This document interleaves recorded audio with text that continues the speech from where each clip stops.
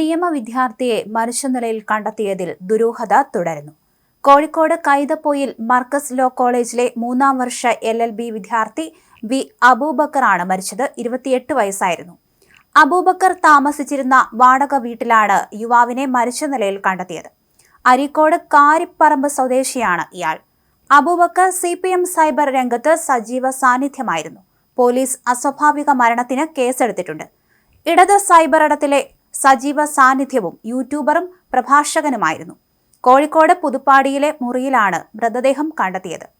അബു സ്വയം ജീവനൊടുക്കുകയായിരുന്നു എന്നാണ് പ്രാഥമികമായ വിവരം.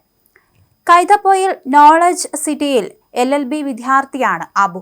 അരീക്കോട് പൂങ്കുടി സ്വദേശി നെല്ലിക്കുന്ന് വീട്ടിൽ അബ്ദുൾ കരീം വഹബി ദമ്പതികളുടെ മകനാണ്. അബു അരീക്കോട് എന്ന യൂട്യൂബ് ചാനലിൽ നിരവധി വീഡിയോകൾ അപ്ലോഡ് ചെയ്തിട്ടുണ്ട്. 3 ദിവസം മുമ്പും ഇത്തരത്തിൽ പുതിയ വീഡിയോ ചാനലിൽ അപ്ലോഡ് ചെയ്തിരുന്നു. ചില സമ്മർദ്ദങ്ങൾ അബുവിനുണ്ടായിരുന്നു എന്നാണ് സൂചന. ലോൺ ആപ്പ് തട്ടിപ്പാണ് അബുവിന്റെ മരണത്തിലേക്ക് കാര്യങ്ങൾ എത്തിച്ചത് എന്നാണ് ആരോപണം ഉയർന്നത്. എന്തായാലും ഈ ഒരു സാഹചര്യത്തിൽ പോലീസ് അന്വേഷണം തുടങ്ങിയിട്ടുണ്ട്. കോടഞ്ചേരി പോലീസ് അസ്വാഭാവിക മരണത്തിന് കേസ് രജിസ്റ്റർ ചെയ്തിട്ടുണ്ട്. മരണത്തിന് പിന്നാലെ അബു ലോൺ ആപ്പുകളുടെ തട്ടിപ്പിൽ കുടുങ്ങിയിരുന്നതായി ആരോപണം ഉയരുകയായിരുന്നു. അബുവിന്റെ അടുത്ത സുഹൃത്തുക്കളുടെ സമൂഹ മാധ്യമങ്ങളിലെ പോസ്റ്റുകളും കമന്റുകളും ഈ ആരോപണത്തിന് സാധ്യത നൽകുന്നതായിരുന്നു. ഈ ഒരു സാഹചര്യത്തിലാണ് അന്വേഷണം തുടങ്ങിയത്. കോഴിക്കോട് മർക്കസ് ലോ കോളേജിലെ 3ാം വർഷ നിയമ വിദ്യാർത്ഥിയായിരുന്നു അബു അരീക്കോട്. ഇടത് സൈബർ ഹാൻഡിലുകളിൽ വളരെ ജനപ്രിയനായിരുന്ന അദ്ദേഹം പൊതുയോഗങ്ങളിലും തീപ്പൊരി പ്രസംഗങ്ങൾ നടത്താറുണ്ടായിരുന്നു. അതിനിടെ ചില യൂട്യൂബർമാർക്കെതിരെയും ആരോപണം ഉയർന്നിട്ടുണ്ട്. ഇതോടെ ലോൺ ആപ്പ് വാദം അന്വേഷണം വഴിതെറ്റിക്കാനാണോ എന്ന സംശയം സജീവമാണ്. വിവാഹ നിശ്ചയം നടന്നതായും അബു പോസ്റ്റിട്ടിരുന്നു. ഈ ബന്ധത്തിന് എന്ത് സംഭവിച്ചുവെന്നും ആർക്കും അറിയില്ല.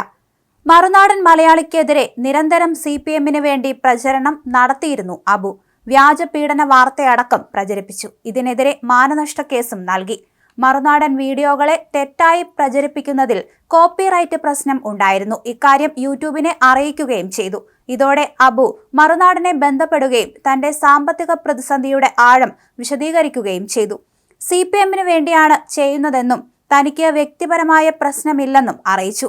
LLBക്ക് ചേർന്നെന്നും സാമ്പത്തിക ബുദ്ധിമുട്ടിനിടെ യൂട്യൂബ് വരുമാനം നിലയ്ക്കുന്നത് പ്രതിസന്ധിയാകുമെന്നും വിശദീകരിച്ചു.